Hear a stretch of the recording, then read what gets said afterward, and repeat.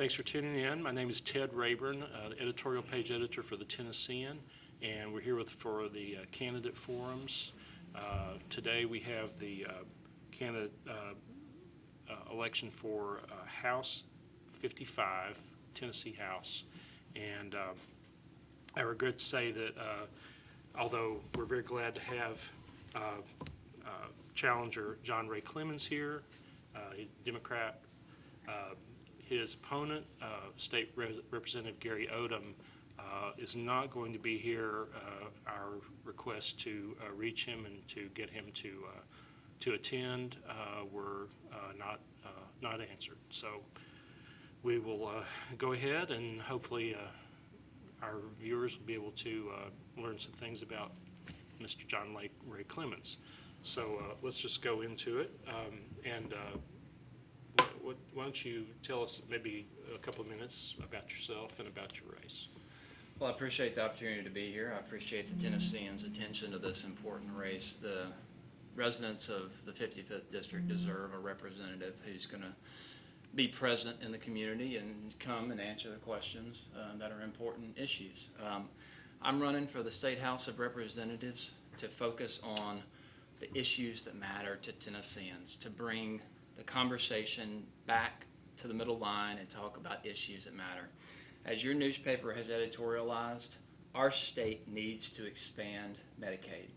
Healthcare has to be at the forefront of our priorities. I'm running to expand Medicaid and implement the Affordable Care Act in Tennessee. Our rural hospitals are suffering from our refusal to do so.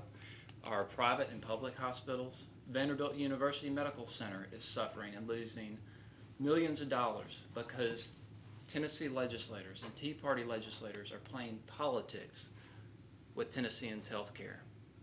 I'm running to improve our public school system. Our public schools need more funding. We rank every year lowest per pupil funding in the country, and I want to improve our public school system. I've got 3 sons. I just had my 3rd son 3 weeks ago, and thank you very much. And I'm going to have 3 boys that are going into the public school system. I want our public school system, like every parent, to be as strong as possible, and I want to expand pre-K to help early childhood development, and I'd like to expand after-school programs because every child in Tennessee deserves an opportunity to succeed. And so, those are the types of issues on which I want to focus. I want to help bring jobs back into the state of Tennessee, and I want to improve job skills training so that people who are out of work can get the jobs that are coming into Tennessee. I want to continue Nashville's progress and help get our state back on track. Great, thank you. So your opponent has held the seat for, I believe it's about 16 years. And so that would be a big change if you were to come in and be able to take over the seat. How do you plan to do that?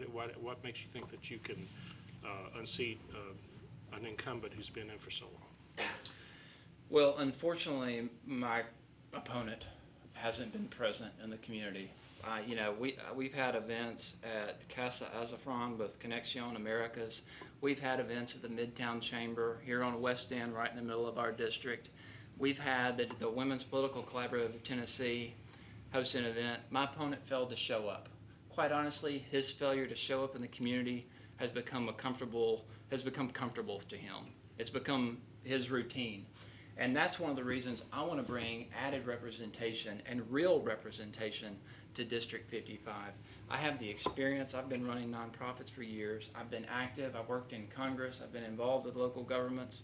I understand the process. I've been in the private practice of law for 7 years now. I've been involved in my community, president of my neighborhood association, co-founded Friends of Sevier Parks. I've been actively engaged in the community, and I want to bring that level of representation to the State House of Representatives. District 55 deserves better. It deserves a change. 28 years is long enough. The environment on Capitol Hill has changed, but my opponent hasn't.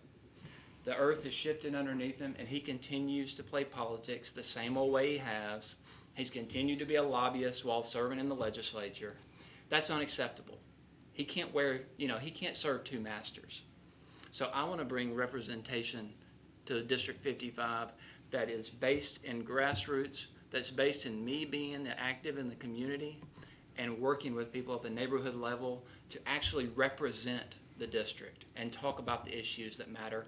And quite honestly, I would like to rebuild the Democratic Party from within. And I would like to spend year-round working on the issues that matter to people rather than just showing up when we're in session 3 months or 4 months out of the year, however long it lasts. It's not enough just to show up and push the button or push, even vote the right way.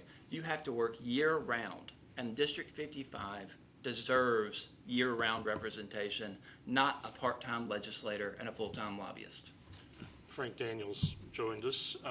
He's on the editorial board, columnist. Pleasure to see you, sir. Community Enjoy your writing? Conversations editor. Sometimes I enjoy writing.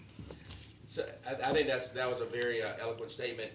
Can you give us an example of what representation looks like to you on Capitol Knob over there? Capitol Knob, I haven't heard that one yet. Well, representation means welcoming, having an open door, and welcoming everyone into my office, even those with whom I may not agree ideologically. I want to hear everyone's opinions. I want, one thing I've learned practicing law is I'm not always right, unfortunately. So representation means exactly You're a that. real lawyer. Yeah. So, representation means exactly that. It means representing the people. It means hearing and listening to people's opinions in the district and statewide, because we're all in this together. We have to get the state back on track. It involves listening to local decision makers, listening to the mayor, listening to the local school board, teachers, administrators in our schools. They know what's best for our education system. So real representation means exactly that. It means being available and accessible to the residents and to the people making the decisions, and representing them and voting the way that will most benefit Nashville and then the state as a whole. So let's take an example from this last session where the AMP became a political football on the Knob. What would you have done in that environment? I mean, you actually represent you would represent many of the affected folks. I would, and the AMP would go right down the heart of and the border of our district, and that's a very important issue. Appreciate you asking about it, because that is a perfect example of the difference between my opponent and myself. Now, my opponent teamed up with his Tea Party allies in the legislature to block and interfere with this city's decision-making when it comes to mass transit. Now, mass transit and the public transportation system are inherently Nashville-based. I would rely on Nashville's decision makers to bring me information and provide me the best information possible for me to make a decision on whether I should support it or oppose it. Now, Nashville, if the Metro Council votes to support it and the mayor supports it, and they come to me and they say we need X amount of funding because this is what's best for the future of Nashville, we're behind the curve when it comes to public transportation. I've seen the data. I worked in Congress when we worked on funding for the Music City Star. I've seen the data up close and personal. Our city has to have an efficient and improved public transportation system. So when the Metro Council votes and the mayor come to me and said we need X amount of dollars to improve our public transit system and this is what we think is best, then I will support the request for the funding, because we can't interfere with Nashville's future. The Tea Party legislators up there with whom my opponent has teamed up on this issue are interfering with our city's future, and I feel strongly about that. And that's just unacceptable. That is a local decision that local decision makers should ultimately have control of. And if they need state funding, then I will help them do that if they come to me and ask for their assistance. So another issue that the legislature has dealt with variously, and the Tea Party candidates or the Tea Party aligned legislators have been against is the Affordable Care Act and the Medicaid expansion. You mentioned it in your opening remarks. Talk a little bit about how you would change the direction of the legislature on that issue. Well, it's finding common ground. Healthcare is an important issue. Right now you have Tea Party legislators playing politics with Tennesseans' healthcare. Tom wrote a great article today talking about how the state is already failing to uphold our obligations under TennCare as it presently exists. We're failing on our obligations when it comes to Medicaid. And now here they are turning away tax dollars that hardworking Tennesseans have paid into the government. They're turning them away at the state border just out of political stubbornness. And that's why I say they're playing politics with people's health care. I think the most recent numbers I've seen are over 200,000 Tennesseans could have access to quality and affordable health care if we would just stop, playing politics with it and just accept those tax dollars into this state. It's been approved by the Supreme Court of the United States, and just simply refusing those tax dollars and refusing to implement that and help Tennesseans who have worked hard and paid those tax dollars in, or others who are unable and who need that health care. How do you get through that the ranks of the legislature who are so aligned against it? How do you make an inroad on that? Well, I'll tell you what I wouldn't do is I wouldn't funnel money to Tea Party legislators to help them strengthen their hold on Tennessee. It starts with changing the conversation. My opponent has funneled money to Tea Party legislators who have stood in the way and stand guard at the state border and turn away our tax dollars. And they refuse to allow us to implement the Affordable Care Act and expand Medicaid. So what I would do is I would speak up. Unlike my opponent, I would speak up and I would go out there, and if I had to travel the state, I would travel the state and talk about the rural hospitals that are having to shut down, the local hospitals. Vanderbilt University, the largest private employer in the county, sitting right over there, is taking a hit because people my opponent is funding as a lobbyist are blocking this money from the state. So what I would do is I would look for others who believe that Tennesseans deserve health care.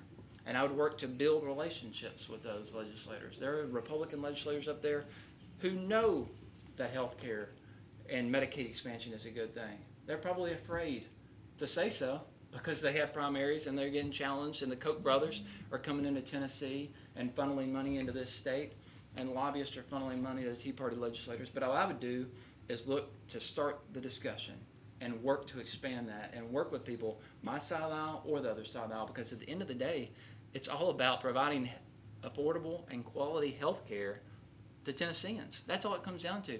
And this week, you had contrary rulings coming out of the D.C. Circuit and the Fourth Circuit Court of Appeals that are directly contradict each other. And we'll see where those goes. I'm sure the government will appeal one to the full board in D.C. But it's baffling to me that Tea Party legislators are celebrating a ruling that would prevent people from getting access to health care. They're celebrating a ruling that says people don't get those tax credits, and the cost of health care is going to go up as high as 23%. And why would you celebrate that? Yeah.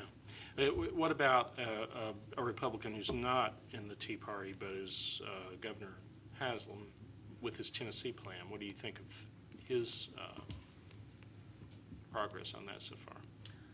Well, I think it's been long and drawn out. I think it was March 27th of 2013 he addressed the legislature and said, what we would like to do is the state to take control of all those tax dollars and let us buy private health insurance for, I think it was about 175,000 Tennesseans. Well, right there it's coming up short because under the Affordable Care Act, over 200,000 Tennesseans could have access to health care. And that's the most I've heard of his plan, quite honestly. And also under that plan, all you're doing is giving the state more control of the tax dollars that we paid in and going and buying it from private insurance companies. That is not doing anything to reform the system. It's not doing anything to lower the cost or premiums of health care. It's simply short on detail. It's long and drawn out, and it quite honestly doesn't solve the problem that we're trying to fix here. Because regardless of what side of the aisle you're on, our healthcare system needs fixing. And we have a law that's been upheld by the Supreme Court of the United States. So let's implement it and help Tennesseans get health care. If you are elected, what would you say are the top 2 or 3 issues that you would want to tackle Well, education, first and foremost. I would love to expand pre-K education and after-school programs. You know, not every child, I saw at a very early age growing up in Lebanon, not every child has the same opportunity as every other child. I think that's something that the state and the government can correct. If we can provide facilitate early childhood development with pre-K, it's proven to do that, the data's clear on that, and then provide after-school programs that are enriching, that provide students a positive environment with positive role models and perhaps even just a quiet place to be able to do their homework that they might not have at home. Those would be my top things with regard to education. Expanding Medicaid is right there with them. That has to be at the forefront of our conversation. So those are the top two things. And then at the same time, I'll just throw in, I haven't mentioned, the new EPA proposed regulations with reducing carbon emissions place a great deal of flexibility with the states. I think it was a smart move for them. The requirements themselves may be controversial, but they're badly needed, and they give a long time period in which to do this, and they place flexibility with the states. States have different economies, different businesses, different needs. We of course have TVA, a quasi-governmental body that has a whole different complex set of issues. So I would love to play a key role in the legislature and work with Commissioner Martineau and looking about how we're going to balance that and how we're going to meet those goals. Because quite honestly, at the end of the day, if we don't have clean air and clean water, education and jobs don't mean too much.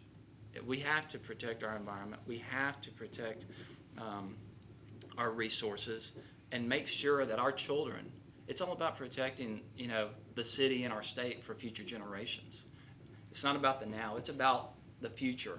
And then, like I said, with 3 young boys, I have more of a sense of urgency, I suppose, with regard to this. And that's all I think about is their future, their education. What's the environment going to look like? What's our city going to look like? Are they going to be able to, take rapid transit to school and not have to drive? I'd love that as a father, not have to, have my kids have a car. But, those are the types of issues in which we need to be focused. And to answer your question, my priorities are education, healthcare, and helping people get employed and get more and better paying jobs. I'd like to see businesses, all these businesses flocking to Tennessee. I'd like to see them competing for hardworking Tennesseans who have received skill training and have, a high education, rather than hardworking Tennesseans competing for those few jobs. What's been your view of the incentives packages that the state has put together for large employers moving here? Well, I'm glad you asked that question, because I think, you do. We are in a tight competition with all the nonsense dialogue coming out of the state legislature from the Tea Party. Quite honestly, they're turning a lot of businesses away. So Tennessee has to go above and beyond to try to recruit businesses to this state. As great as our state is, I think it's the greatest in the country, but we have to, put some skin in the game to get businesses to come to Tennessee. If you're looking at Tennessee from afar, all you hear is Tea Party legislators talking about people walking around with firearms without permits and, just nonsense. And so you would have to wonder, why would I move my business to that state? So I think our state has, Governor Bredesen really started going out there internationally, nationally, and recruiting businesses to the state of Tennessee, and giving them some reason, another reason to come to Tennessee, other than the fact that we're one of the most beautiful states in the country, that we have some great public school systems across the state, and we have a lot of, great things to offer, and a lot of highly skilled employees. But I think at the end of the day, if we have to give ourselves an advantage to get people here, and it's going to pay off, I think that's the real analysis, is if we're putting money in, how much are we getting back, and is it worth it? I was curious, earlier you talked about rebuilding the Democratic Party from the inside. You have Yes, been sir. a Democratic Party insider. What does that look like? I think that most people in Tennessee would be very curious as to what that looks like. I mean, it's a very red state, the rural parts in particular. So what does rebuilding a Democratic Party in Tennessee look like? If you have the answer. You shouldn't run for office. You should be a consultant, but you go right ahead. Well, unlike my opponent, I'm not in this for the money. I'm in this to help my children and my community and my state. That's why I'm in this. I have no desire to run the Democratic Party, but you can, and I do want to lead it from inside the House of Representatives. And ways to do that are focusing on the issues that actually matter to Tennesseans. Tennesseans care about health care. They want affordable health care and quality health care and access to it. They want a good education system. Most Tennesseans aren't going to private school. They're going to public schools. They rely on those public schools. They're relying on rural hospitals to get funded and be available to them and their families. They don't want to have to speed from Smith County to Nashville just to have a baby. So by focusing on the issues that actually matter, the Democratic Party can lead the way in getting the state turned around. So, but how? I mean, Well, it's really more of the how. Well, it's having people in office, unlike my opponent, who are more concerned with a collective we rather than the singular me, quite honestly. I'm not going to office just to focus on my interest. I'm going into office to focus on my family and my neighborhood and my community and my city's interest and my state's interest. And the way you do it is you shift the conversation. And by shifting the conversation and controlling the issues that actually matter to people, Tennessee is still, the reason all these resources from the Tea Party are flooding in here, because Tennessee has always been truly and still remains, despite how red it may look from electeds, the numbers of the supermajority, Tennessee truly is in thirds.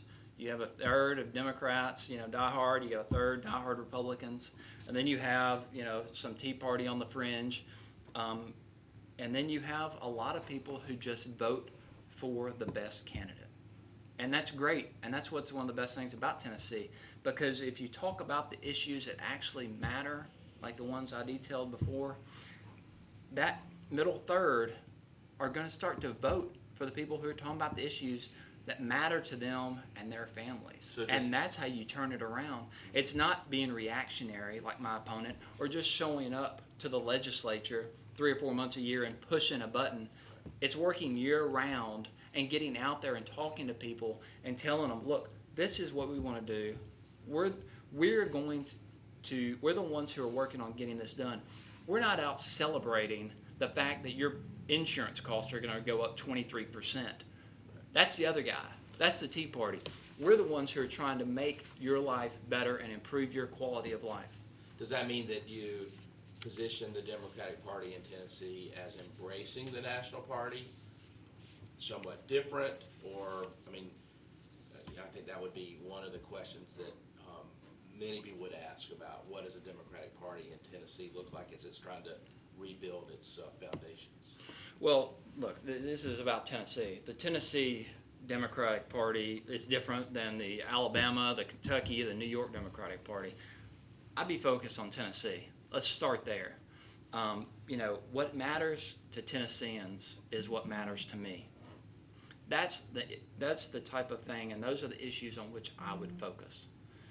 Every state has different issues. The National Party has its own set of issues, but the way we rebuild the Democratic Party is by focusing on progress and providing people with health care, a solid public education system, and things that are going to improve their quality of life. You have any more questions? Would you like to make a quick closing statement, and we'll just wrap up?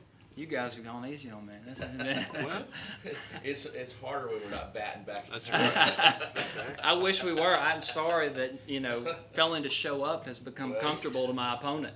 Well, you took good advantage of it. Oh, well, thank you.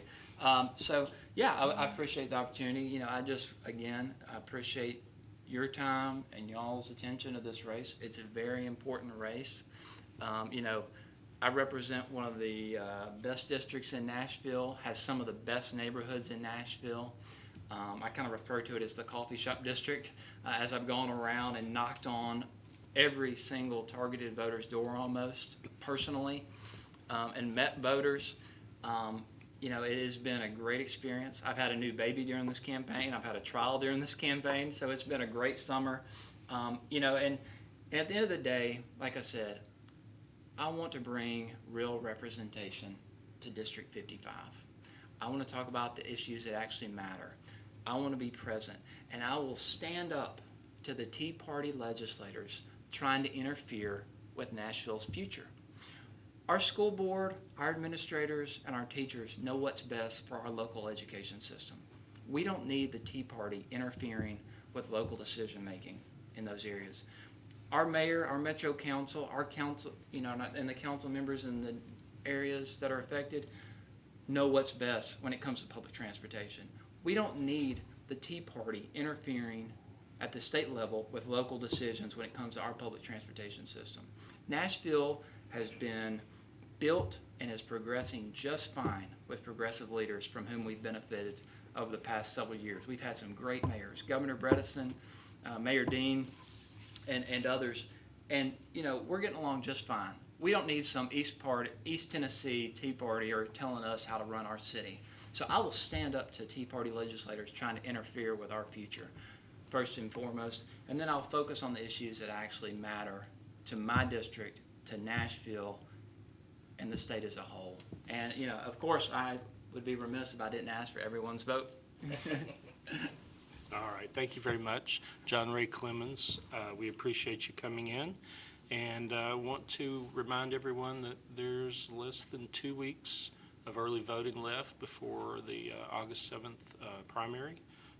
Do hope you all get out and vote, and hope that these forums are helping you make your decisions. So thanks again.